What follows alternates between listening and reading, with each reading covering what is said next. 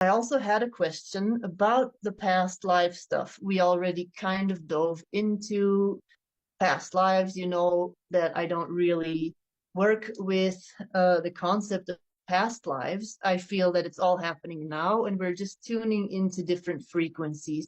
It's like a radio dial that is going through different frequencies, through different channels. You cannot really listen to two channels at the same time. You're going to be here. And this channel is called 2024. There's another radio channel that's called Middle Ages, and so on. So this person asked me how to handle past life memories as more are awakening. And this is a question from somebody. I had a past life memory with a lot of details. On one hand, I'm very grateful for the privilege of that experience. On the other hand, I now have a feeling that I lost so much. Their life, family, habits, a lot of things, just normal things, basically, when you're living in the matrix. I don't really like using that terminology, but it makes me feel, that person said, as though it was all taken away. And once I leave this life, all I have now will be taken away from me too. I just want to reconnect with the things I lost, as well as belongings I used to own. Anyone else here who can relate after they remember the past life? Basically, a lot of people think they're going crazy because suddenly you are feeling, it's like when you have childhood memories. That is what it feels like when you start vividly remembering past lives. It's almost like childhood memories from way, way ago, a long time ago, but they are from even before you were born into this body, but you're remembering them exactly like how you would remember childhood memories or something. And you would like to be able to go back because to you, these things feel very real, as if they are now still affecting you, because they are. And it's not necessarily about escaping, going back to that time, becoming that version of you. It's about bringing them to you, about bringing them all back to the center of the spider web, like I already mentioned earlier, this metaphor of the spider web. It's about combining them, merging them, celebrating that they are back and being fully here. And then we are full circle back to grounding, being present in the earth, being with the planet. So that is really what it's about. But how do you deal with that when that starts happening? That is indeed overwhelming, because most people will not understand why you are so sad. You are grieving. You can grieve lifetimes that happened, that are happening in other frequencies, where your soul is experiencing other lifetimes, other people. And then I have so many people that are telling me, I'm literally crying sometimes 2 days long, crying over stuff that happened in another lifetime. That they cannot deal with people, they just have to deal with that stuff. And on top of that, you have to deal with the 3D stuff, the actual stuff, like paying bills, blah blah blah, going to the grocery store, all of that stuff. You still have to deal with the normal stuff. And they say it feels like I'm going crazy. So how do you deal with it? You find community. You rely on other people. You come to meetings like this. You come to this Zoom class.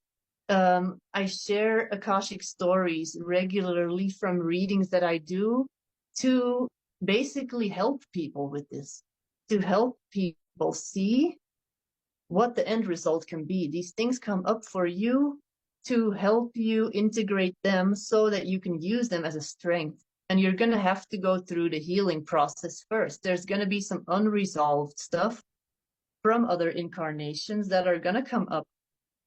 They are going to come up with a reason. This stuff doesn't come up just to torment you and to make this life harder. That's not what it is. It is going to look like that because it's very overwhelming. But it's like in the channeled message, maybe that's what the decisions are going to be about fully integrating some of these aspects and owning them. This identity that they spoke of, owning them, That in some lifetimes you may have done stuff you're not proud of. It may have not been nice, stuff you're kind of ashamed of on a soul level, but you are meant to now heal that, integrate that, and use it for good. So a lot of the time, I have a free Akashic Records course where you can learn how to work with the stuff. I give tips, I give advice.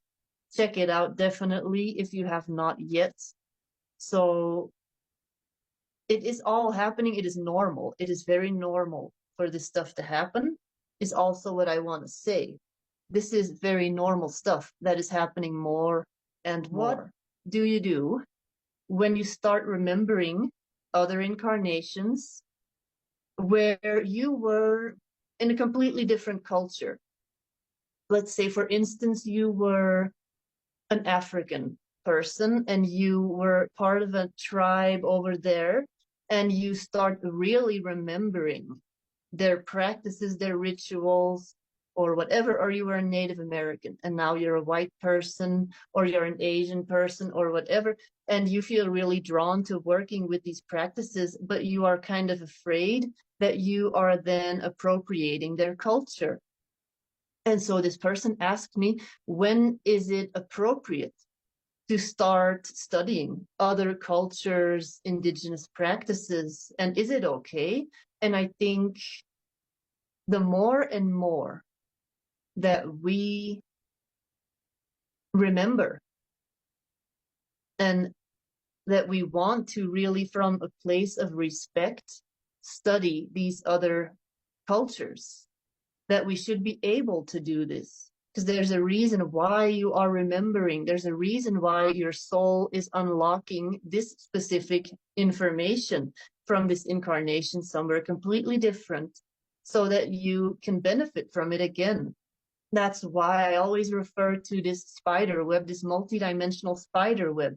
And the middle of the spider web is your higher self, and you have all these threads, and they're all connected. And if one thread moves, the whole web moves. So if this thread of Native American in the 1500s moves, it's going to reach the middle, the higher self, and it's going to be sent out to all these other threads.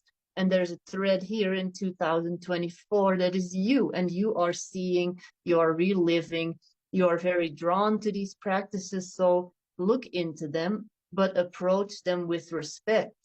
And that's something that I always do say. When you start studying these practices, don't stay surface level. Devote yourself fully to understanding these practices with respect, so that you are using it and basically learning to use these practices in the correct way. So that's what I wanted to say about that. Like, for instance,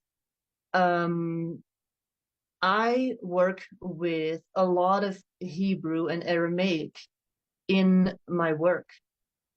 And that's why I always tell people, of course, I'm not from that region. I'm originally from Western Europe. So I really want to make sure that I study anything that has to do with that before I would share it with other people.